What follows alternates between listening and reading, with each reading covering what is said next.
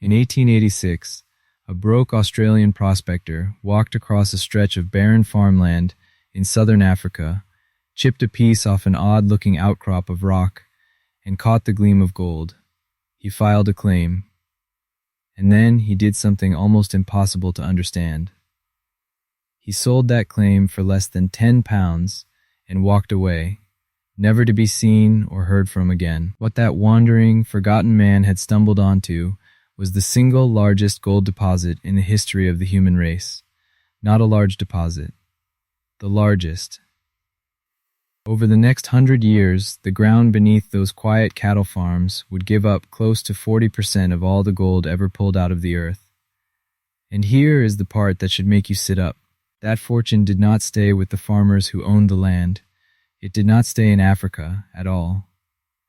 Within 15 years, that gold would draw in the most powerful private bank on the planet, a ruthless empire builder with a private army, and a colonial official whose own private letters show he deliberately steered two nations into a war that killed tens of thousands of women and children in camps.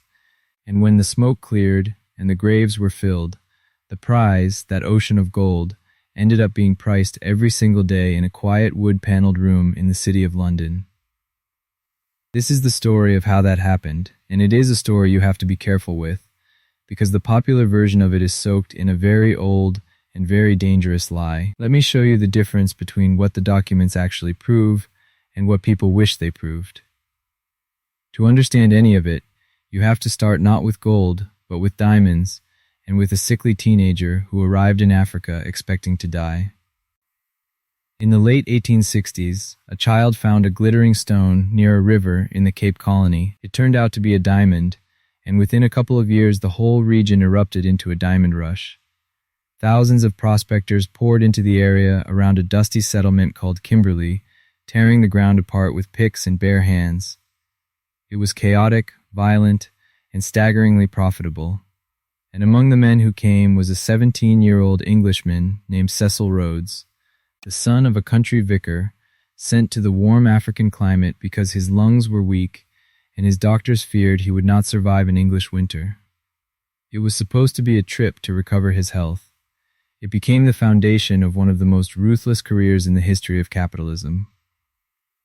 Rhodes grasped something at that mine that most of the other diggers never did. Diamonds are not like gold. Gold has a kind of floor under its price, a value anchored by central banks and by centuries of use as money. Diamonds have no such anchor. A diamond is worth what it is worth only because people believe it is rare. Flood the market with them, and the price collapses to almost nothing. So the entire value of the diamond business depended on one thing: controlling the supply, digging the stones up, and then releasing them slowly, carefully, in a trickle that preserved the illusion of scarcity. Rhodes understood this as a very young man, and he spent nearly 2 decades acting on it. He bought up claims one by one, swallowed small operations into bigger ones, squeezed out the independent diggers, and steadily tightened his grip on the fields. But to finish the job, to build a true global monopoly, he needed more money than he could ever raise alone. He needed a financial partner with almost limitless resources. And so, in the 1880s, Cecil Rhodes walked into the London offices of the banking house of N.M., Rothschild and Sons, and made his pitch. Now I need to stop right here, because this is exactly where the story usually goes off the rails, and I want to be honest with you before we go any further. The moment you say the word Rothschild, a whole machinery of conspiracy theory switches on in a lot of people's heads. There is an old and poisonous myth, one of the most enduring lies in modern history, that says a secret Jewish banking family sits behind a curtain and secretly runs the world, starts its wars, and pulls the strings of every government. I want to be completely clear about this, because it matters. That myth is false. It is anti-Semitic propaganda, and it has been used to justify horrific violence. The Rothschild family was a real and enormously powerful banking dynasty, and they really did finance a great deal of what you are about to hear. But financing something is not the same as secretly orchestrating a global conspiracy. What the documents actually show is a bank behaving the way powerful banks behave, chasing returns, backing aggressive men and profiting from empire. That is damning enough on its own terms. It does not need to be inflated into a fairy tale about a hidden hand controlling the planet. So as we go through this, hold both things in your mind. The financial trail is real, the cartoon villain version is not. Keep them separate, because the people who blur them together are usually selling something ugly. With that said, let us go back to that London office. The Rothschild Bank was, at that moment, one of the most powerful private financial institutions on earth. The family had spent more than a century building a network across the great capitals of Europe. They had helped finance armies during the Napoleonic Wars.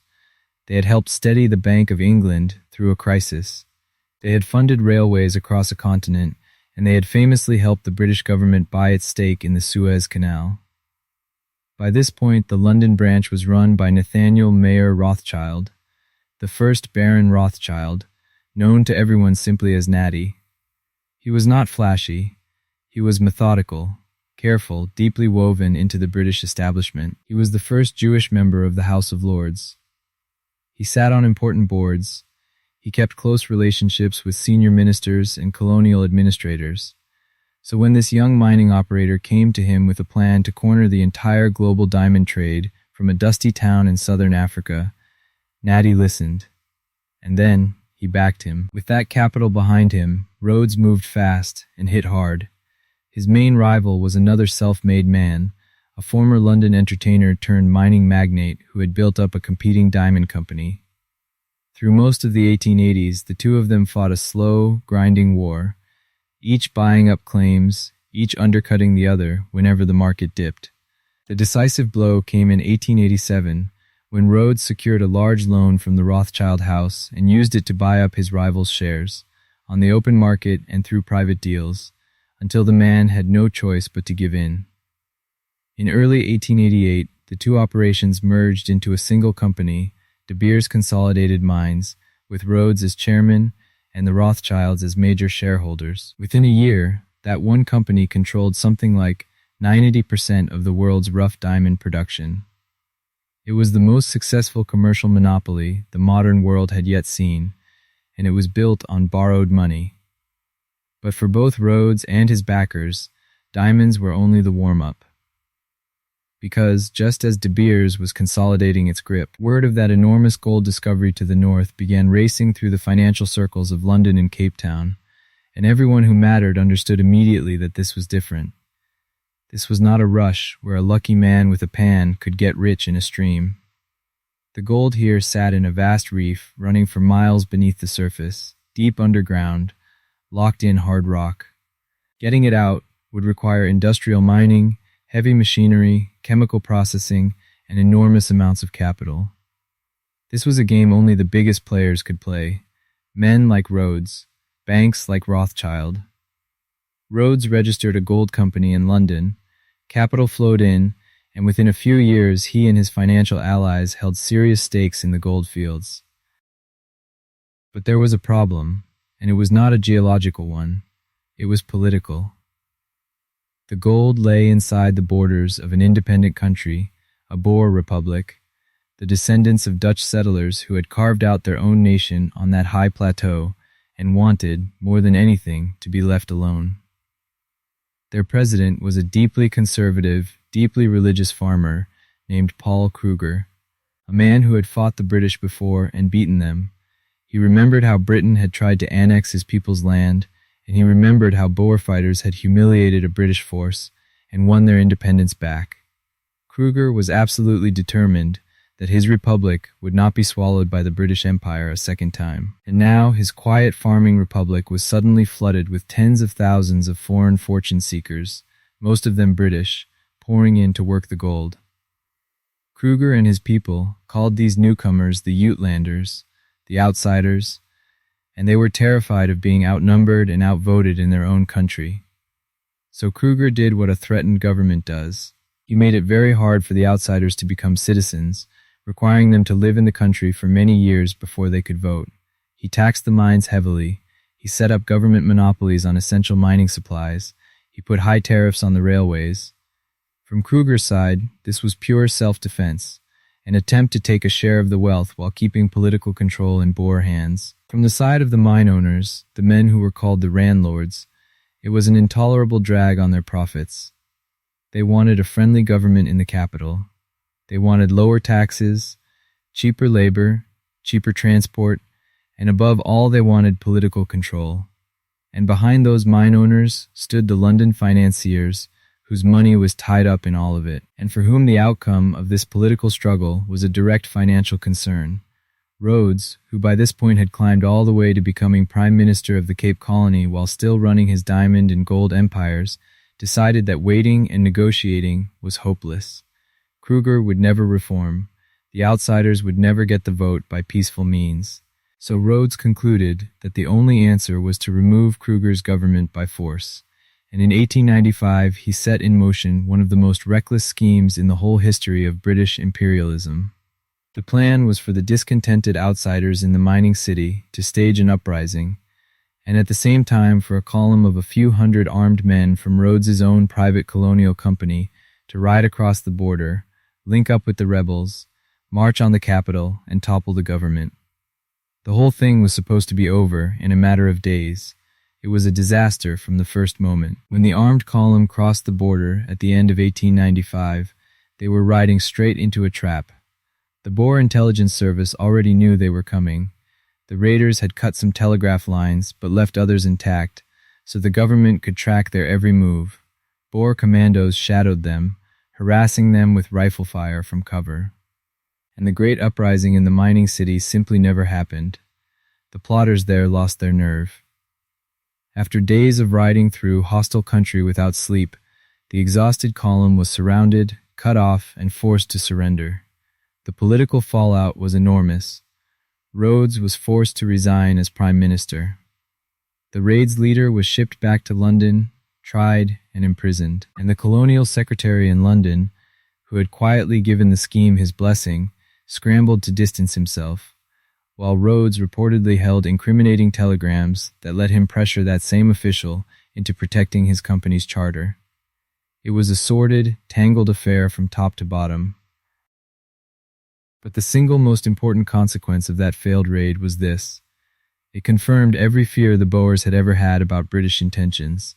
Kruger now knew, with total certainty, that the mining interests and their imperial allies would stop at nothing to seize control of his country. So, he began arming his republic in earnest, importing modern rifles and artillery from Europe. Relations between the two sides, already bad, spiraled toward catastrophe. And this is where the story takes its most deliberate and coldest turn. Because with Rhodes now publicly disgraced, the task of bringing the goldfields under British control passed to a new man, someone far more patient, far more methodical, and in the end, far more dangerous. His name was Alfred Milner. Milner was brilliant, disciplined, and utterly committed to the expansion of the British Empire. In 1897, he was appointed the top British official in South Africa, and his appointment was no accident. He had been chosen and promoted by powerful people in London, who understood that the situation needed a steady hand, willing to push events toward a particular outcome. And here is where we move from interpretation onto very solid documented ground, because Milner's private letters survive, and in them he is astonishingly candid. He arrived with a fixed objective. He believed the Boer Republic simply could not be allowed to remain independent while it sat on the richest gold fields on earth. And he believed war was the most efficient way to settle the matter. In his own correspondence, he described his method not as diplomacy, but as deliberate provocation. He took the outsiders' genuine grievance about voting rights and amplified it far beyond its real importance, inflating a local political complaint into a great question of imperial honor. He pushed London toward an ever more aggressive stance. And crucially, when Kruger actually offered real concessions, when he offered to sharply reduce the residency requirement so the outsiders could vote much sooner, Milner rejected it and moved the goalposts again. He was not negotiating in good faith to avoid a war. By his own written words, he was engineering the conditions to make one inevitable. And behind Milner stood the same web of interests that had backed Rhodes. The mining magnates were still in the city, still pressing for political change, still in contact with their financial backers in London. Lord Rothschild remained in contact with the colonial administration. Rhodes himself, though publicly disgraced, remained an influential figure behind the scenes, part of a circle of powerful men who shared a grand vision of expanding British control across southern Africa and beyond. Now, I want to be careful and precise here, because this is the exact spot where the honest story and the conspiracy story fork apart. It is documented that these men shared goals, corresponded, and moved in the same circles. It is documented that Rothschild money was deeply invested in the outcome. What is not documented, what no piece of paper actually shows, is a secret master plan in which a banker sat down and ordered a war. The war was driven by British imperial policy, by the ambitions of Rhodes, by the cold calculations of Milner, by a colonial office willing to be pushed, and yes, by the financial pressure of mining capital that stood to gain. It was a convergence of many powerful interests, not the puppet work of a single hidden hand. Hold on to that distinction, because it is the difference between history and propaganda. Through the summer of 1899, the tension ratcheted upward relentlessly. British troops were quietly moved toward the region, even as officials in London publicly hinted that a peaceful settlement was near. It was a deliberate deception, and the Boers could see the soldiers massing on their borders and understood exactly what it meant. In October of 1899, the Boer government issued an ultimatum demanding that Britain pull its troops back from the frontier. When it expired without an answer, the war began. What followed was one of the most brutal and expensive conflicts the British Empire ever fought. The Boers were not a professional army. They were farmers and shopkeepers and preachers who fought as mounted commandos, using their deep knowledge of the land, their extraordinary marksmanship, and their speed to inflict shocking losses on the British regulars. In the opening months, they besieged British garrisons and handed the Empire a string of humiliating defeats in a stretch of disasters that became known back home as Black Week. Stunned, Britain poured in reinforcements on a massive scale.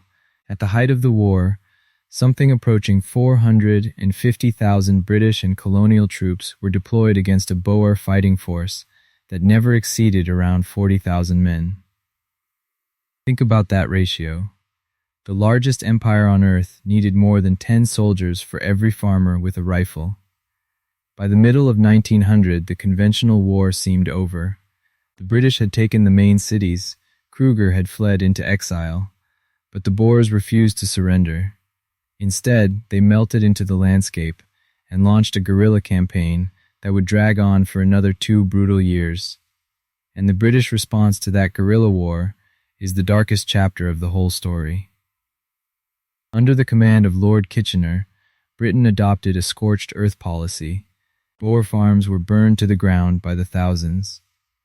Livestock was slaughtered, crops destroyed, wells poisoned, and the civilian population, the women, the children, the old men, were rounded up and herded into what the British called concentration camps. This was one of the first times that term entered the common language of war. The conditions inside those camps were horrifying. Thousands of people were packed onto barren ground with too few tents, grossly inadequate food, and almost no medical care. Children died in enormous numbers of measles, typhoid, pneumonia, and simple starvation. A British welfare campaigner named Emily Hobhouse traveled out to see for herself, and what she found appalled her. She documented it in detail and reported it back home. The government's first instinct was to smear her as a traitor and a Boer sympathizer, and to insist the camps were comfortable and voluntary. But the outcry forced an official investigation, and when the government's own commission went out to look, it confirmed everything she had described. The final death toll was staggering. Tens of thousands of Boer civilians died in those camps, the overwhelming majority of them children. And in separate camps, a large number of Black African people, swept up in the same policy, died as well, their suffering even more thoroughly ignored at the time. Roughly 1 in 4 of the Boer inmates died, most from diseases that were entirely preventable. Back in Britain, the leader of the opposition denounced the whole approach with a phrase that stuck to it forever, calling them methods of barbarism. Public opinion across Britain and Europe turned hard against the war, but none of it stopped the machine. The guerrilla campaign was slowly strangled, the last fighters surrendered in the spring of 1902, and a peace treaty was signed. The terms were presented as generous. The Boers would lay down their arms and accept British rule, and in return they would receive amnesty, protection for their language, a sum of money for reconstruction, and the promise of limited self-government down the road, which eventually led to the old republics being folded into a new united South Africa. But there was one silence in that treaty that would echo for a century. It said essentially nothing about the political rights of the black African majority. Both the British and the Boers simply agreed, without real debate, that the new order would be built on white minority rule. The seeds of the brutal apartheid system that would dominate the country for generations were planted right there, in the terms of that peace. But strip away all the noble language about the rights of British subjects and imperial prestige and the defense of the outsiders, and one cold question cuts through everything. Who got the gold? The answer is almost obscene in its clarity. Just days after the peace treaty was signed, the first gold mine on the Great Reef reopened. Milner, the very man whose letters show he engineered the crisis that made the war inevitable, was now the administrator of the conquered territories. He staffed the key government positions with a hand-picked group of young prots. They rewrote the mining laws, drove down labor costs, and made sure the gold flowed smoothly and unimpeded into the hands of the mining companies and their financial backers in London. The war had removed the one obstacle that stood between that ocean of gold and the men who wanted to control it, and now the obstacle was gone. And the financial connection to that gold did not end with the war. It deepened.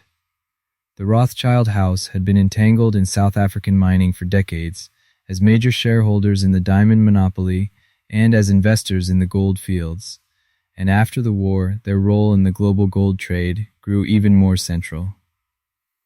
In 1919, a formal daily ritual was established in London to set the world price of gold, a small group of bullion dealers meeting in a private room to fix the price.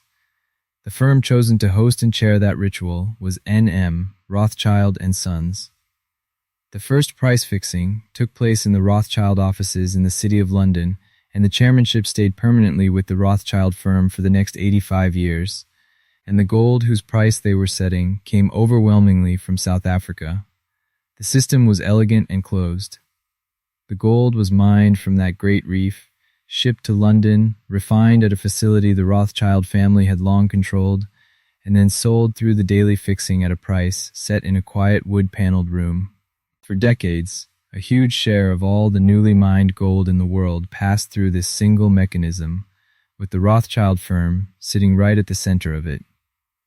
Now here is where I have to be a careful historian rather than a storyteller reaching for a dramatic ending, because this is precisely where the conspiracy version wants to land its final punch. There is no document in any archive that says, "We started this war to seize this gold."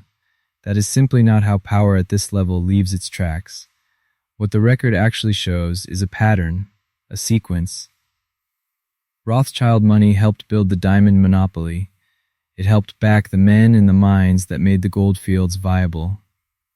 Rhodes, backed by that money, organized a failed coup. When the coup failed, Milner was installed, and Milner's own private letters prove he deliberately provoked the war.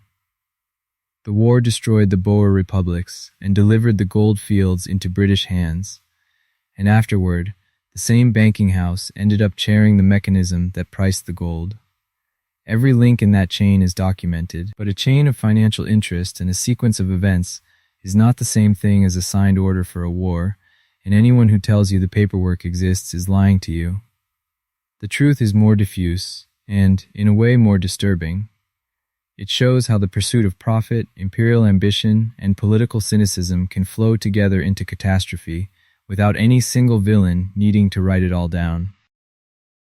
And that catastrophe was immense, far beyond any balance sheet. The war killed something approaching 100,000 people all told. It destroyed tens of thousands of farms and razed whole towns and villages. It pioneered the concentration camp as a tool of counterinsurgency. It locked in a system of racial hierarchy that would evolve into one of the most infamous regimes of the 20th century. And it permanently reshaped the global gold market, concentrating extraordinary power in a small cluster of London institutions. Rhodes himself did not live to see the peace. He died in early 1902, just 2 months before the war ended, worn down at 48. In his will, he left his enormous fortune to advancing the imperial vision he had shared with his allies, funding, among other things, the famous Oxford Scholarship that still carries his name today, perhaps the most respectable-looking monument to a career built on borrowed money and finished with a war. Natty Rothschild outlived him by more than a decade, dying during the First World War, the very conflict that would begin to erode his family's old dominance over European finance. But by then, the South African gold machine was running like clockwork, the price being set twice a day in that small room under a Rothschild chairman. The family held that chairmanship until 2004, when the firm quietly announced it was leaving the gold business altogether and stepped away. The chairmanship, held for 85 years, began to rotate among other banks, and the whole thing barely made the news. But for anyone who understands the history, that quiet exit marked the end of a story that began with a sick teenager stepping off a boat backed by a check from one of the most powerful banks in the world. Today, South Africa's gold industry is a ghost of what it was. The great mines have been in decline for half a century. Many of the deepest have been closed, their tunnels flooding with acid water that poisons the groundwater of the communities around them. The landscape near the city is scarred with vast mounds of toxic mining waste, the leftovers of a century of extraction. The wealth that came out of that ground flowed overwhelmingly to London, to the mining houses, to the banks, to shareholders who never once set foot on African soil. The Boer farmers received a modest reconstruction grant, a rounding error against the fortune taken from beneath their land. And the black African population, whose labor made the whole industry run and who suffered enormously through the war, received nothing at all. They were deliberately shut out of the political settlement, and they would wait until 1994, nearly a century, before they could finally vote in their own country. There is a comfortable way of telling history that presents events like this war as the inevitable product of impersonal forces, the clash of empires, the logic of industry, the irresistible pull of buried treasure. And there is some truth in that. But it hides something important, which is that behind every so-called impersonal force there are specific people making specific choices for specific reasons.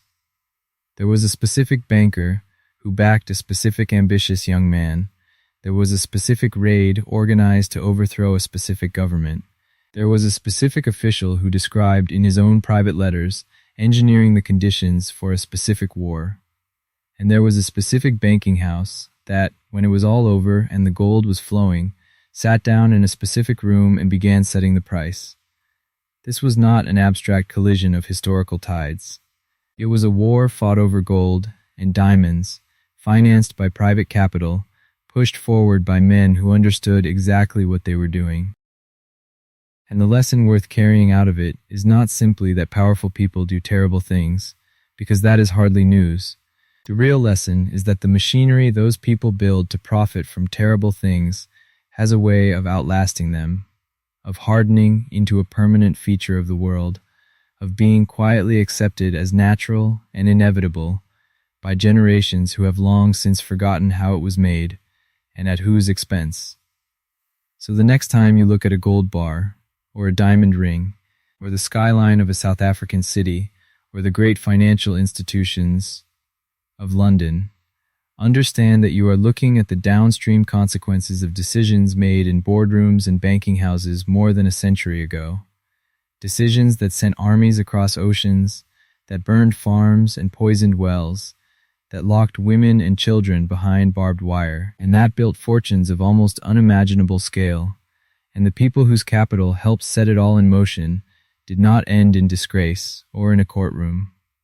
They quietly folded their little flag on the desk, stepped away, and moved on to other things.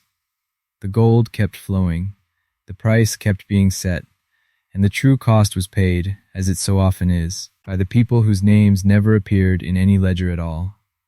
If this story was worth your time, subscribe to the channel and leave a like, because it genuinely helps more people find these deeper histories, and there are many more of them to tell. I will see you in the next one.